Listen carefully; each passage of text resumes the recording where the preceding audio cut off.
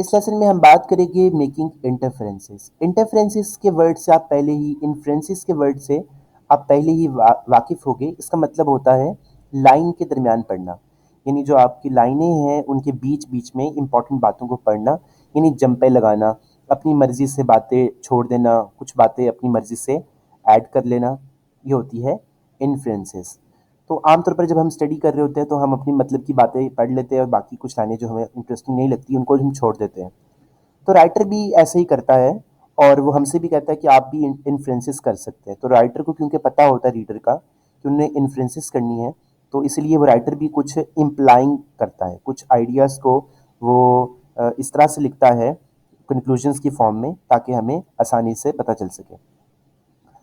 अब इस एक्सरसाइज में हम जो काम करेंगे वो हमें ना सिर्फ रीडिंग अच्छी करना सिखाएगा बल्कि हमें अच्छा थिंकिंग करना भी सिखाएगा, क्योंकि दोनों चीज़ें जो है वो आपस में क्लोजली लिंक्ड है और इस तरह से हमारे अंदर एक हायर लेवल स्किल जो है वो डेवलप हो जाएगा।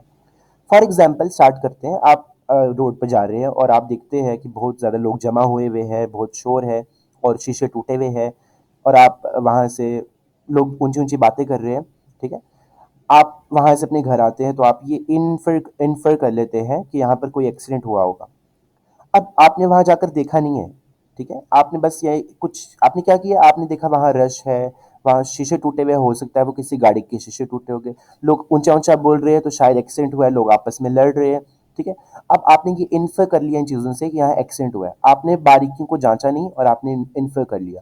और आमतौर पर इन्फर जो हम करते हैं वो ठीक साबित होता है और कई दफ़ा लेकिन गलत भी साबित हो सकता है, तो लिहाजा हमें कहीं ना कहीं मेन पॉइंट्स के अलावा पॉइंट्स को भी पढ़ना चाहिए। अब आपसे कुछ सवाल पूछ रहा हूँ मैं, मुझे बताएं कि जब आप स्कूल जा रहे हैं, high school has police man walking up and down it's main hall.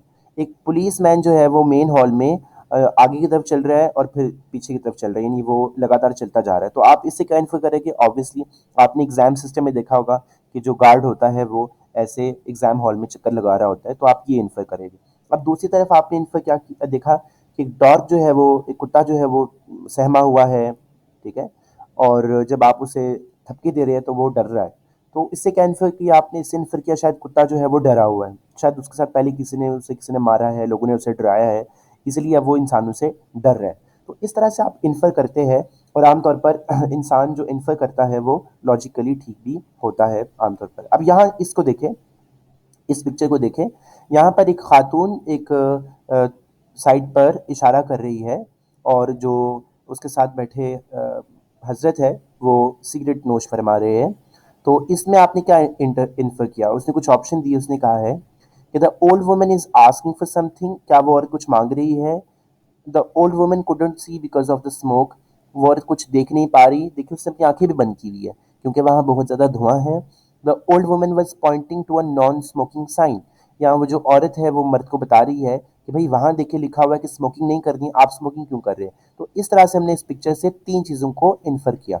अब दूसरी पिक्चर को भी देख ले, यहाँ पर प्रैक्टिस नंबर 2 में हम देख रहे हैं कि एक लड़का जो है वो वहाँ बैठा होमवर्क कर रहा है और उसके ऊपर जो आपको साइन नज़र आ रही है इसका मतलब ये है कि यहाँ बहुत ज़्यादा शोर है, ऐसा कुछ है।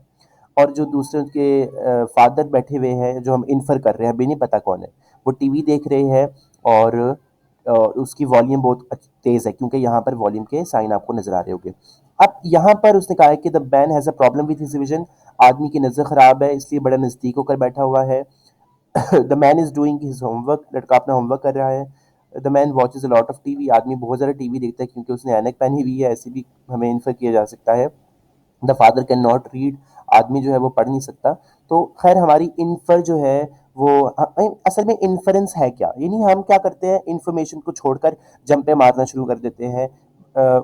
अब कुछ डायरेक्टली स्टेटेड लाइंस है, कुछ इनडायरेक्टली स्टेटेड है। अब यहाँ पे जो डायरेक्टली स्टेटेड लाइंस है वहां तो हमने समझ ली, बंदा सोफे पे बैठा हुआ है, लड़का जो है नीचे बैठा हुआ है, टीवी लगी हुई है, ये तो इनडायरेक्टली, ये तो डायरेक्टली बातें थी। इनडायरेक्टली बातें आपने समझनी है कि यहाँ वॉल्यूम बहुत तेज है, यहाँ पर हो सकता है कि अलग अलग रूम्स हो क्योंकि यहाँ पर आप कह दें कि पेंट कुछ और हुआ है, लड़का जहाँ बैठा हुआ है उसके पीछे कोई और पेंट है।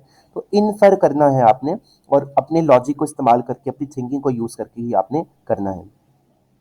अब यहाँ से क्या, read the sentences given below and mark the influence most logically based on the information in the sentence. यहाँ पर एक सेंटेंस है, Suhail always sits in the last row of the classroom. Suhail अपनी जमात में बिल्कुल हमेशा आखिरी कतार में बैठता है। तो आपने इन्फ्रेंस करे, क्या सुहेल अपने कॉलेज कोर्सेज को पसंद नहीं करता? क्या आखिर में बैठने का ये मतलब है? नहीं। सुहेल अपने क्लास में प्रिपेयर नहीं है, सुहेल आगे बैठने में अनकंफर्टेबल होता है, सुहेल जो है वो फार साइटेड है। तो अब इस सेंटेंस में ये तो बिल्कुल पता नहीं चल रहा कि सुहेल नालायक है, नहीं पता चल रहा। क्या ये पता चल रहा है कि सुहेल नालायक वाली बात तो गलत है, Suhail dislike his college courses. बाकी तीन बातें हो सकती है कि हो सकता है सुहेल को आता ना हो तो वो पीछे बैठ गया है, सुहेल अनकंफर्टेबल फील करता हो इसलिए पीछे बैठ गया है, सुहेल फार साइटेड है, ये बात बड़ी अच्छी हो सकता है उसको दूर से नजर आता हो, नजदीक करीब से उसे नजर ना आता हो। अब इस तरह से एक और सेंटेंस है, the Arabic language contains numerous words describing different types of camels. अरबी ज़ुबान में कैमल की डिफरेंट किस्मों के लिए डिफरेंट वर्ड्स हैं। तो there is really one kind of camel, ये तो गलत बात है। तो इससे साबित हो रहा है कि अरबिक लैंग्वेज बहुत ज़्यादा वैरायटी रखती है। तो इसमें बी वाली लाइन बहुत ज़बरदस्त है, ठीक है। इसी तरह से आप ये 2 वाला 4 वाला ये आप ट्राई करें, ये वाला, और मुझे इसका आंसर बताएं ताकि हम इसको डिस्कस करें। आप इसको ट्राई करें। रीड द पैसेज, 4 वाला क्वेश्चन है, and then check the 4 statement which are most logically supported by the information given. आपने इस पैसेज को पढ़ लेना है, जो 2 पैराग्राफ आपको दिए गए हैं। इनको पढ़ने के बाद आपने यहाँ पर आपको कुछ क्वेश्चंस दिए गए हैं 8। आपने बताना है कि कौन सा वाला आप इन्फर कर रहे हैं इसमें से और कौन सा वाला इन्फर नहीं कर रहे, ठीक है। तो उसने नीचे आपको आंसर्स भी करके दे दिए हैं। अब लिटरेचर में इन्फ्लुएंस क्या होता है? लिटरेचर में आपको पता है स्टोरीज होती है, पोइम्स होती है, और अगर आप नॉवेल्स पढ़ने के शौकीन हैं तो आपको उन चीज़ों का पता होगा। और उसमें आमतौर पर लोग जो है वो इन्फ्लुएंस करते हैं, और इसी इन्फ्लुएंस की बुनियाद पर वो तेज तेज चलते हैं। अब इन्फ्लुएंस करने में दो चीज़ें हैं। कई कभी कभार जो राइटर है वो नॉन फिक्शन राइटिंग करता है, यानी क्या मतलब इसका, कि वो खुद बात बोलता है, ऐसे जाहिर करता है जैसे वो खुद बोल रहे हैं। और कभी कभार वो ऐसे लिखता है जैसे कोई किरदार बोल रहा है, कोई करैक्टर बोल रहा है। तो फिर दोनों केसेस में इन्फ्लुएंस करना थोड़ा सा मुश्किल हो जाता है। लेकिन यहाँ पर उसने बहुत सारी एग्जांपल्स दी हुई है, कहानियों के हिस्से दिए हुए हैं, फिर आपसे पूछा हुआ है कि बताए क्या इन्फ्लुएंस आप करेंगे। तो ऊपर मैंने आपको जितनी एग्जांपल समझा दी है उतनी ही काफ़ी है आपके लिए। लेकिन यहाँ पर जो ये पोइम है इसको देखिए, the fog comes on little cat feet, it sits looking once harbour and city on silent haunches and then moves on, ठीक है। अब उसने यहाँ पर इसके मुतालिक यहाँ पर 5 एमसीक्यूज पूछ लिए। The poem shows fog as dangerous, quiet, full of movement. तो क्या इस पोएम में आपने पढ़ा? पहले वो आई, वो बिल्ली के पाँव पर बैठी, ठीक है, फिर वो शहर में घूमी।